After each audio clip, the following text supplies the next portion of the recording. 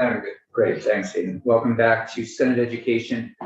We have with us President Garamella from the University of Vermont and Wendy Koenig, the Federal and State Relations and Legislative Liaison to the University of Vermont. Mr. President, this is the first time you've been in here officially to provide us with an update, provide us with some information on the university. So we're very excited that you're here. And we know that we elected one new trustee, one returning trustee in Senator Tolino, and then in Senator Shep Smith also. So yeah, returning, new, and an old returning. Yes, yeah. Yes, all of that. Yeah. Well, thank you. I've been to this committee, of course, many times before, this room. I love coming, but lots of new faces in the Senate and the House, of course, and so more than happy to answer questions and really help you understand that we're a partner for the state, and we take our partnership very seriously. What we should do for the state, what we can do for the state, et cetera. And so we have this one pager. We've got some copies or we have a hard copy would be helpful. Okay, great. So I just wanted to give you a quick sense for anyone who's, I know you're enamored of and it brought you to Vermont, but just a few details, and then I'm happy to answer questions and such. So we tried these one pagers because it concentrates information, and so just wanted to give you a sense that there are 3,700 plus students from Vermont at UVM, and I'm very proud that about a quarter of them are Pell eligible, which of course, as you know, means they're from the lower income end of the spectrum, and about a quarter are first-gen students. I think this first generation of students generally needs, they need more orientation to what higher education is and such. They may not have families that are supporting them the same way. So we've been leaning into that a lot. And many of us in the administration are first generation, so we've been recording our stories and telling them what our pathway has been, and so they feel supported and not alone. So that's going well. And we had over 1,000 Vermonters earn degrees at UVM this past year. So big for Vermont standards. We produce a lot of graduates. The little green box on the side is one that I'm particularly proud of. I mean, certainly we not only educate students, but they get jobs and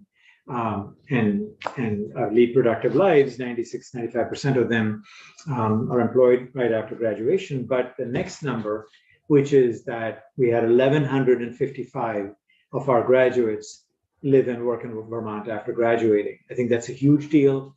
There's no other entity, no other force in Vermont that brings that many students and that many highly talented people to the state. So, and of course, because we have a good out-of-state population, this means that 600 or 700 students from outside of the state are studying at UVM and working here.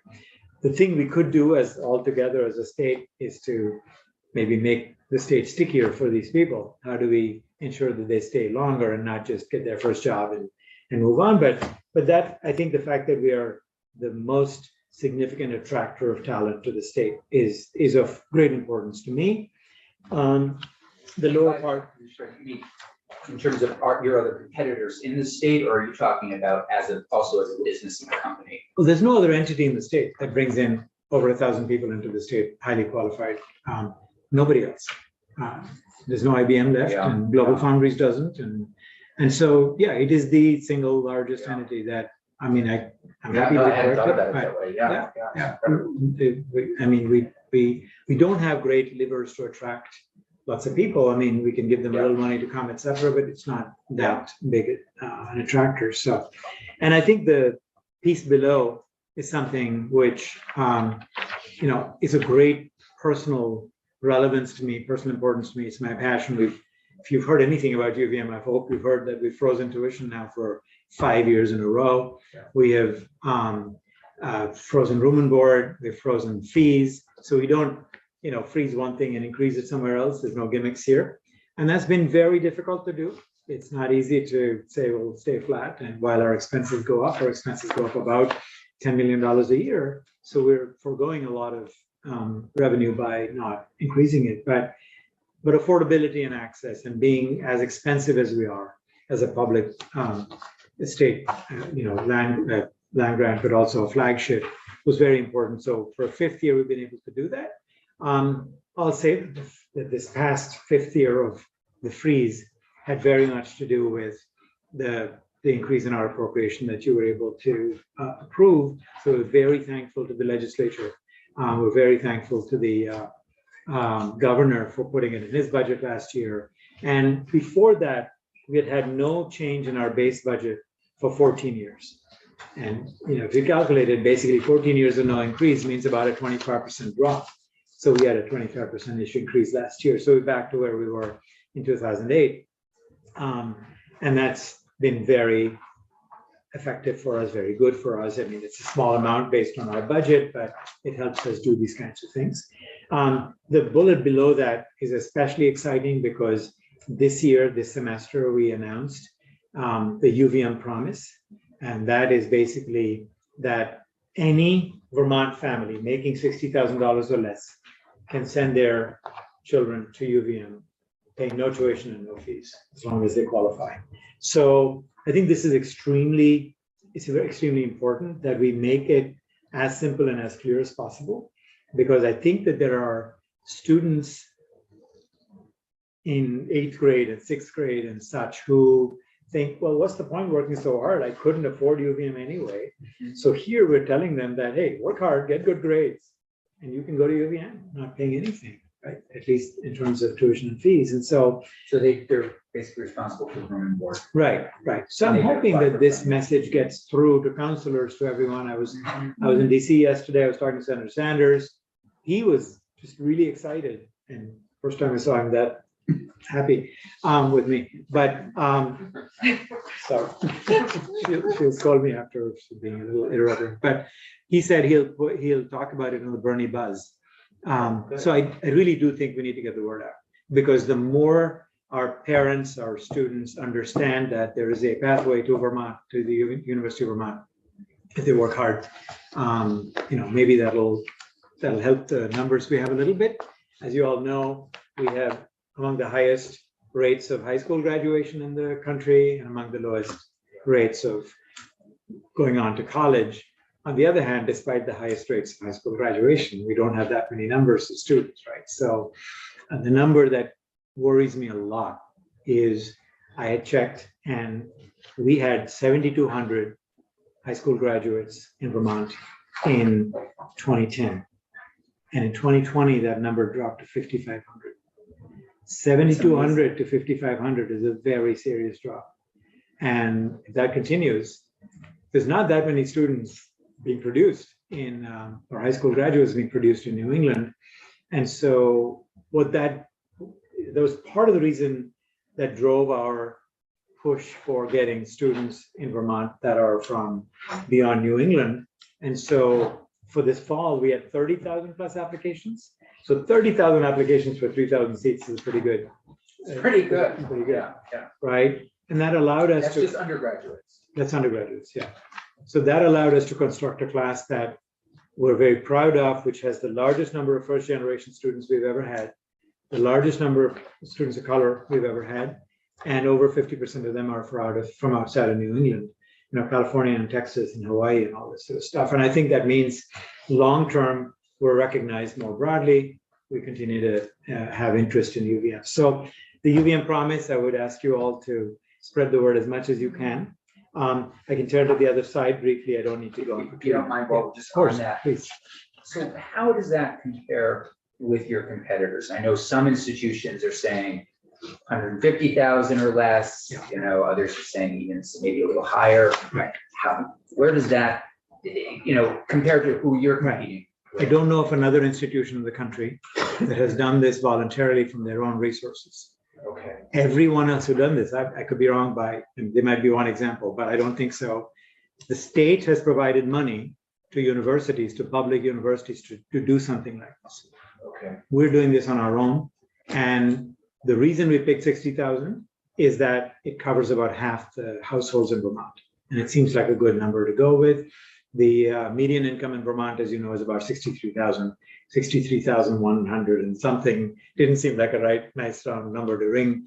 That doesn't ring well. So that's why we picked 60. And I thought there were a bunch already, vast, or, a bunch of just institutions out there that were kind of doing this. Senator Machine, you might know something. I actually had a different question. Okay, but that's please. fine. Yeah. So those are private schools too? So Yeah, no, I that's understand. important. So yes, so you do compete with some private schools. Yeah, sure, You do, sure, of okay. course. Yeah. But I mean, in Vermont though, this is for Yeah. Vermonters. Yeah, There's UVM promise for Vermonters. And Yeah. so I see. I think it's very much targeted to try and increase that number Yeah. of students who are going on to college. Yeah. Sorry. Oh, no worries. Yeah, Senator Machine.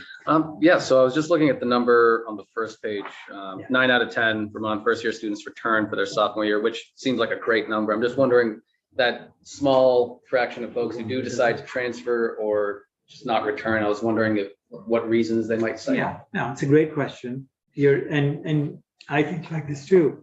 I think 90% is great, but that means 10% are being left behind, right? I will say that there's no way you can ever have 100% because people make the wrong choice sometimes. They go to college and think it's not for me.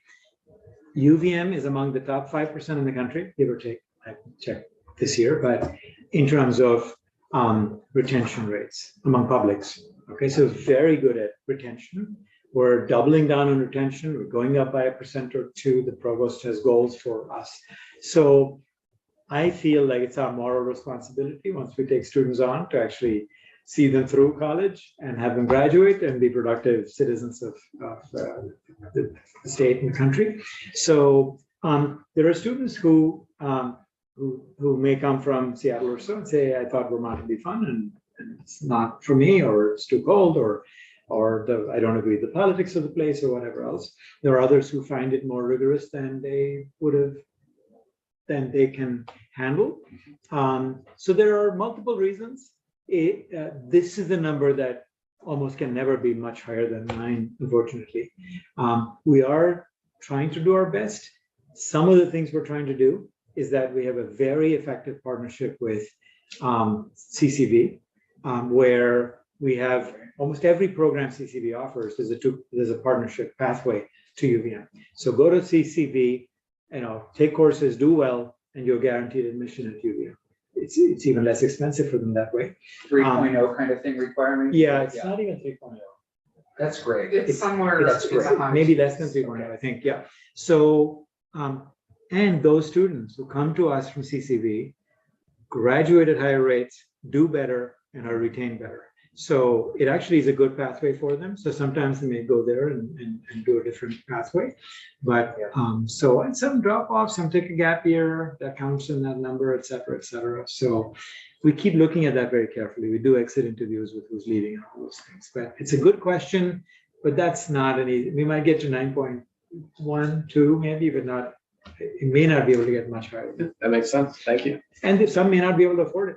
Actually, that has a lot to do that their family situation changed and UVM is an expensive place, et cetera, et cetera. And we help when those things happen, but we can only help so much. So, sorry. That's okay. Thank you, Chair. Question about new American students in particular. We at Burlington High School had a student graduate. He was the first kid to graduate from high school in his family. It was a big deal. Wonderful, wonderful kid. Ended up going to a college out of state with a scholarship to play soccer. And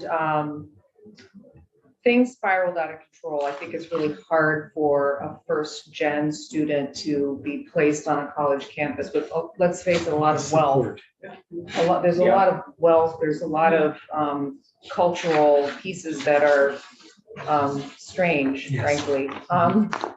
So he ended up engaging in some behavior that wasn't tolerated by the school, got kicked off the soccer team. His life basically kind of spiraled after that.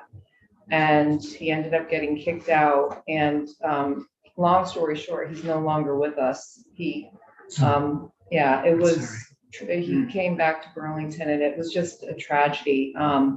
So that's an extreme story, I know, but I am wondering what kind of supports you put in place that need to be pretty, thorough Yeah. and Yeah, can you speak to that at all?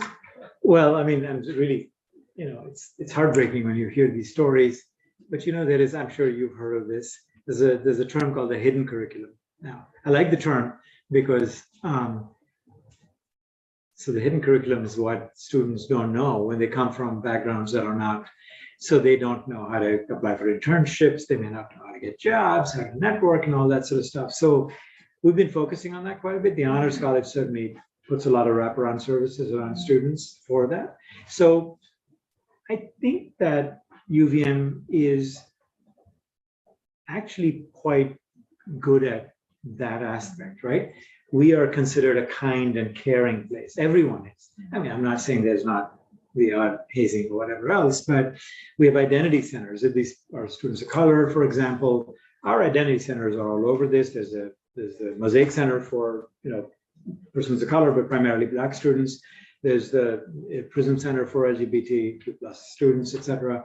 There's a Women and Gender Equity Center, et cetera. So, and then there's the Newman Center for Catholic students and the Hillel for, et cetera, et cetera. So I think we actually have a very well-functioning set of identity centers and student support centers. Our student services, student affairs group is very clued into this thing. There are, what is it called? A care report, I think. Anyone can file a care report. If I see someone struggling or they're flashing out or something, you can file an anonymous care report saying, hey, looks like X is, may need some help. So it's just, someone reaches out, right? And I have done that, others have done that. So, there's a long list, but we really care about doing the best we can.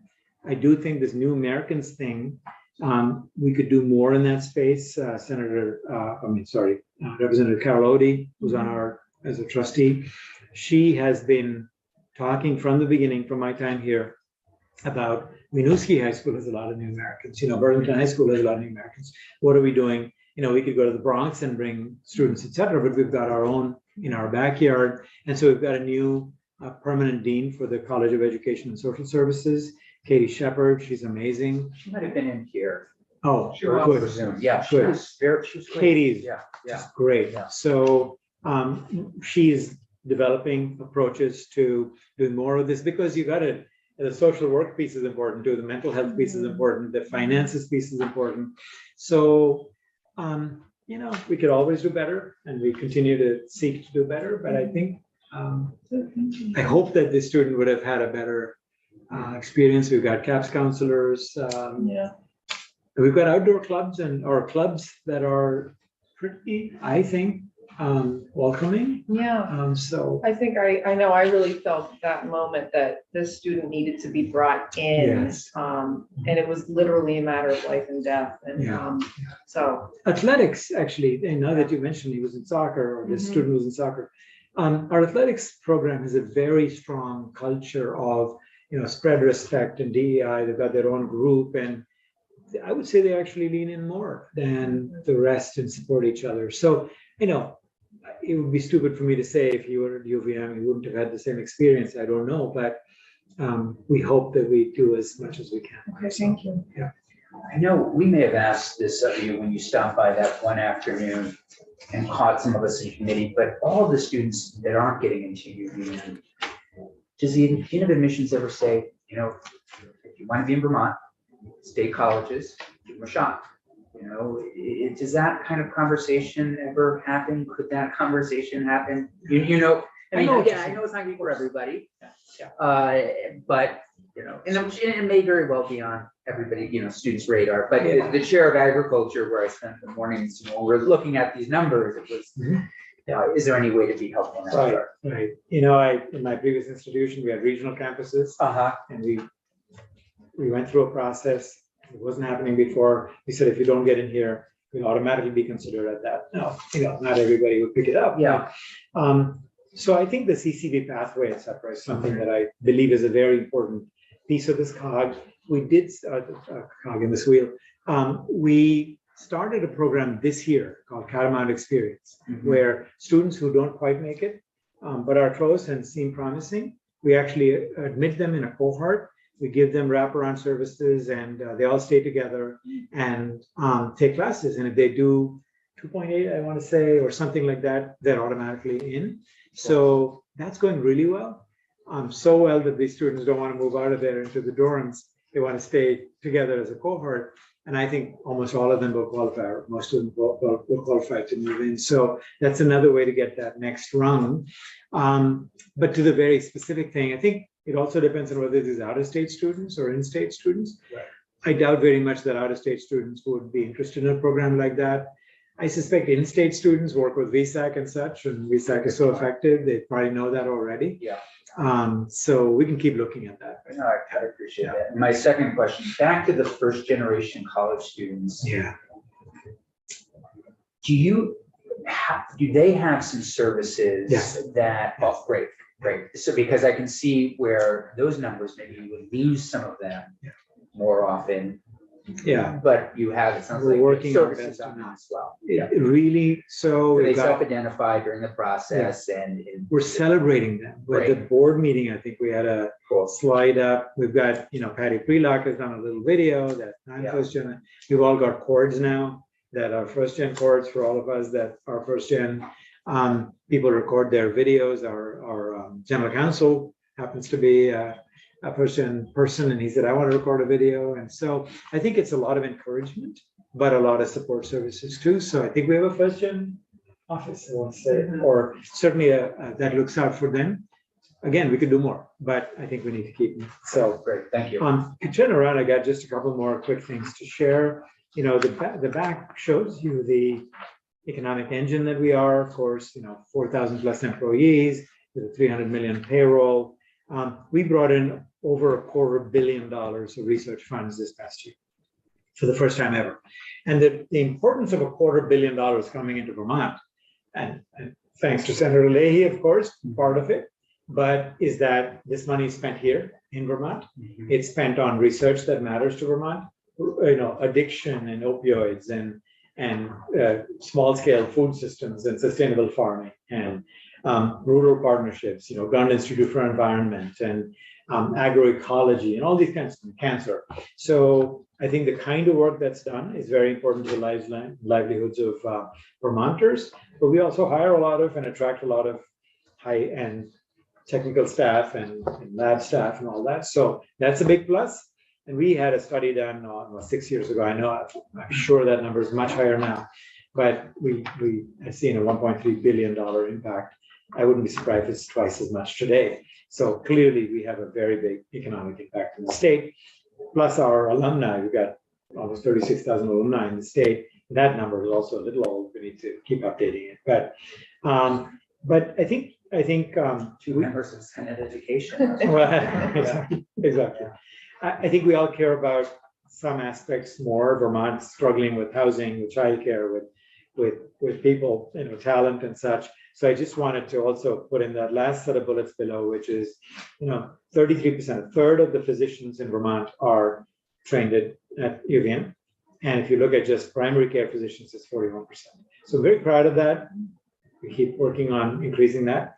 80% of students in licensure programs, which is teachers, live in and work in Vermont after graduating from UVM. And 80% of our graduate students and 50% of the undergrads in the nursing and health sciences program stay. So these are all critical areas: nurses, teachers, doctors. So we're doing the best we can.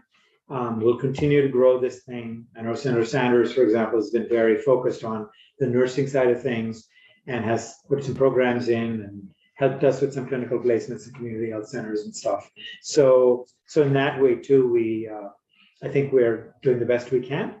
And I just end with saying that we're a very good bet. I mean, the investment of the state in UVM is relatively, it's quite small compared to national standards per capita, 49th to 50th, but I understand we don't have a big tax base.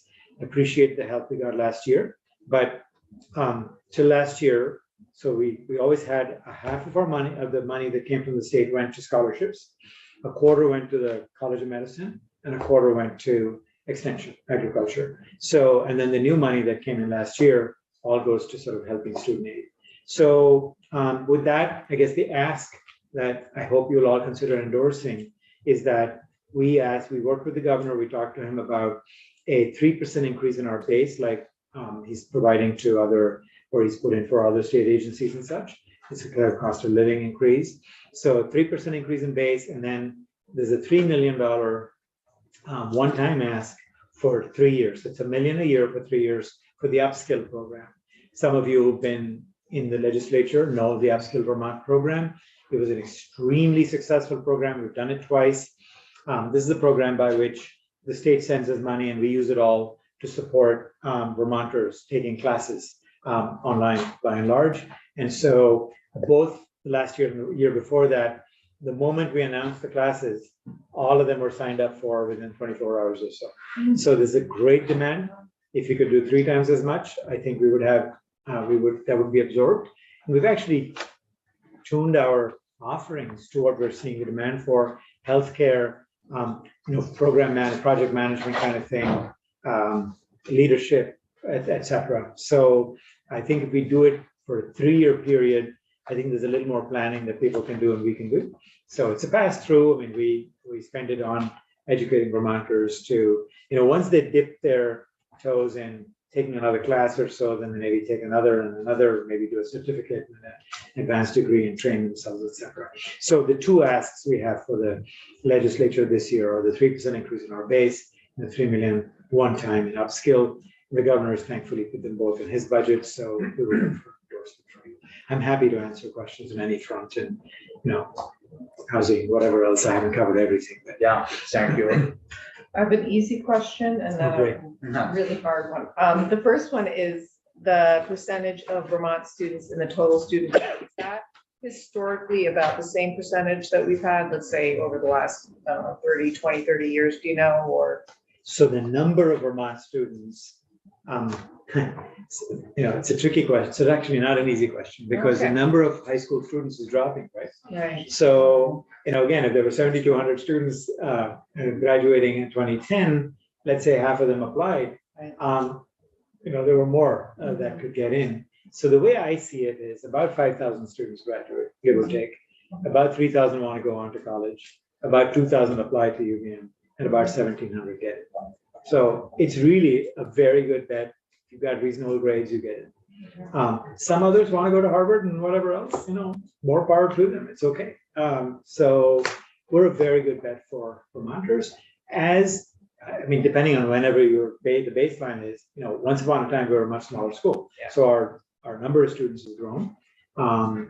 Not in the last few years, though, because we have committed to about 3,000 students a year.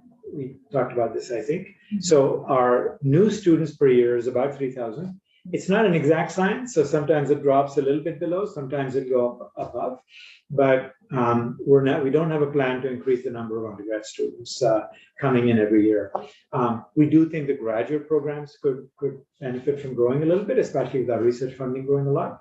And so we will continue to house the first and second year students on campus. We're working on housing options.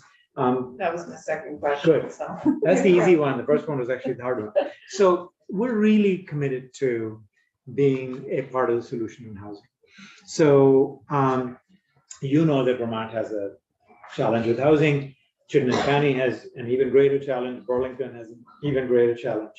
And so we continue to house all our first and second years on campus, but it's not only them, right? It's our grad students, it's our staff. We've had 5 or 6 staff last year take jobs at UVM and turn us down after when they couldn't find housing. Here this So- yesterday. Yeah. Different spots. So we're building, ground is being broken, I think, next week to build about 600 new beds in South Burlington, about 1.2 miles from campus.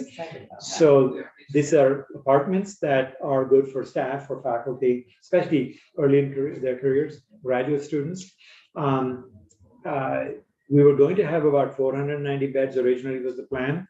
And, they were going to come in tranches of in 2024, 25, and 26. We worked with the developer to increase that number by about 100 beds and finish the project by 2025, 1 year in advance. So we will have 600 almost new beds on the market, if you will, in a couple of years. And then we're looking at a number of other options. I'm hoping that if we're successful in all these things we're trying to do, we'll have about 1,500 new beds by the next year or so, year and a half. I mean, in terms of our line of sight to And this. all devoted to UVM students. These are things we faculty. would Gotcha. provide, which is therefore for Great. us. You know, there are different tranches. Undergrads need a different approach than graduate students, faculty and staff. Even within undergrads, there's first and second year students on campus, there's third and fourth year students who don't want to stay on campus. Right. And so what can we do for them, et cetera. So we're looking at different creative options in each of those areas. And we'll continue to be, I'm hoping, announce some more success with each of those things. But I hope that the city and the county and the state also look at this issue and try to add capacity. Yeah. So Huge issue everywhere. right. So back to your admissions, 30,000 applications, that's Yeah. incredible. Yes. So who are the kids that are getting in? If you could just give us a little profile. When you said pretty good grades, and you're gonna go to UVM if you're from Vermont, that's a lot of, it's very competitive without a doubt to get in. It seems to Yes. me. So there's two pieces to your question. Vermont students Yeah, have a leg up great, and they get in. great. Okay. You can be a reasonable student in Vermont and get it. East I don't have a UVM. number. Yeah, for sure. Yeah, For sure. yeah. And we provide, on average, we get very little tuition from Vermont students. But again, half of them pay no tuition at all, pretty much. Great. And Yeah. 91, 92% Great get story, yeah. lots of aid. So for Vermonters, it's a very different story. Mhm. As I said, if these numbers aren't exact, so I'm a little worried about just throwing them out there, but about 2,000 students apply, about 1,700 or so offer admission. Whether they take it or not is a different question.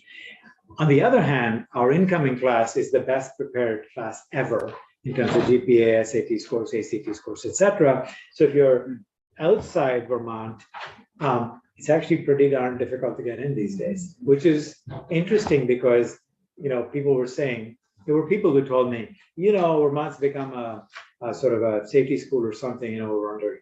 And then their children apply. I'm not hearing and that. their children apply, they don't get in, and they say, Yeah. So it's become harder and harder because there's a lot of interest. And I think part of it is the affordability thing, right? The fact that we care about this, the fact that we did really, really well in COVID. We didn't have a single student hospitalized throughout COVID, and we stayed open, right? That message gets out, and it's not all my doing. It's the students were very, very careful. Everyone was vaccinated. Every one of our employees was vaccinated, faculty, staff, etc. They masked when they were supposed to mask, and they behaved themselves, and nobody went to hospital, none of the students. So that word gets out, I think, and so we're getting a lot of interest in our research. The fact that we are really good at sustainability work and environment and food systems and complex systems and cancer care, liberal arts, all of that. School of the Arts. We started a new school of the Arts. And you just announced new school of world languages and cultures. These kinds of things sort of raise the profile and draw more interest and attention, rightly so. Yes, thank you. Since we have time, right? We can. Yeah. Yeah. We have you until 7, but then we're definitely late. Yeah, the pizza, right? Good stuff. Okay. The UVM promise. Yeah. Which is fabulous. Mhm. It reminded me of a conversation that we had yesterday about how Vermont is this fabulous place, but how do we get the word? Like, how do you get the word out there? How do you tell the story? And so I'm wondering if I'm assuming you have a designated sort of social media advertising department that is working on that. That was one of my questions. And the other one is, using an equity lens. Do you go into neighborhoods or, again, parts of Burlington and Winooski with literature and information that is already translated for those folks? So that, because it's great for the kids to have the information, but if the parents have the information, then it's even more powerful. Yeah. Sorry. I'll talk about the engagement with schools. The first part was, first part was the advertising, social Right, media. so, yes, we have, I think, what, the number 5 ranked Instagram account or something, controlled by 9 people. So, yes, I mean, we're working hard at it. Wendy, can you send Senator Dolick or everyone here, the campus video? Yeah. So we had 10 students record their stories, 2-minute clips. It is so wonderful to see. Okay, this is students of color, women, men, different disciplines. They just said why they came to UVM and how much they enjoy it. This is such an uplifting thing, and it's all over. All the administrators are getting it. So, it's never enough. And I'm not on TikTok. I'm not going to get on TikTok, but I tweet. And but we work hard at that, and clearly, if 30,000 students are applying, they're getting the word right. The equity lens is very important. So this is where I mentioned Carol Odie is very, is working with Katie Shepard and others and engaging with the Winooski schools, the Burlington High schools, et cetera. We have a program, we've had a long-standing, I had nothing to do with it, this was set up well before I came, where we give a full ride to a bunch of students in the Bronx, African-American students who come here and thrive and do really well. It's an expensive program, but it's there. And so we do think a lot about how to engage. It's hard to attract students of color to Vermont or staff of color to Vermont.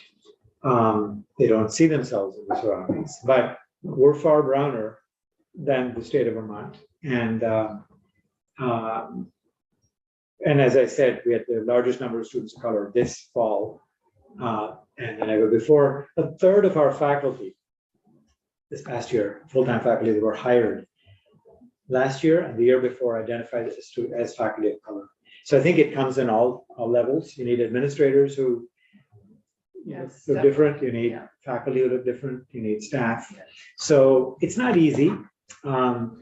But we're very focused on that. We have a very data-driven approach now, a new approach to diversity, equity, inclusion, not only recruitment, but how to take care of them when they're on campus. There's a strategic plan. There's a university-wide University Diversity Council that has one empowered representative from every unit, so that there's accountability that goes to all levels. So in Burlington and Winooski as well, we have staff called multilingual liaisons who work really closely with families, and it would be great to somehow, engage them to help with this mission. I think it's, the translation piece, I don't know. I'm sure that they can reach out to our admissions people and get that. I know we do a lot of translation services for our custodial staff. There's a lot of them, and many speak Eastern European languages or Nepali or whatever else. So we do that. I don't know how much of a demand we have for, clearly the students can go explain to their parents and they know English, but we will look into that to see if there's that's a productive thing to do. And we'll also talk to the schools to see if they'd like things translated. Yes. The cultural liaisons involved? multilingual liaisons. Because we did something in this committee, we can go back and look at with cultural liaisons in communities 2 years ago. And that might be another. Okay, there we go. We'll look at that. Yeah. Questions? This guy'd like to get another degree at UVM, maybe. Very good. We'll give you a JD. Right. My oldest son's alone. Oh, wonderful. That's great. Is he happy? Is he doing well? He's not working in his career field. That's all right. Who He's is? still- right. My degree is in political Yeah. science. Okay, Yeah. all right. Throwing that out there. I'm a mechanical engineer, and I've been a mechanical engineer all my life. I'm doing a few other things. So, This has been terrific. Always good to see Thank you. Yeah. Thank We you. appreciate, I know Nice to meet you. a couple of us were on campus this Right. school year. It was lovely to have you, and please, you're welcome to come. Thank Can we do this? It's easy to host a, vegan chili on a cold day. Yeah. Just have a chat and have a vegan. So that's for me. The So, food was amazing. It was great. yeah. So thank you for having us. Thank you. Always Thank great to see you. you. Thank you. Thank you Nice both. meeting Wendy, great to see you. Have a good Thank you. weekend. See you. Take care. Great to see you. Thanks. Bye, nice to see you. Okay. All right, thanks. Thank you. Thank you. We have our last witness will only take 15 minutes. People are comfortable, we'll just go until 3:15. That gives us a little 15-minute break.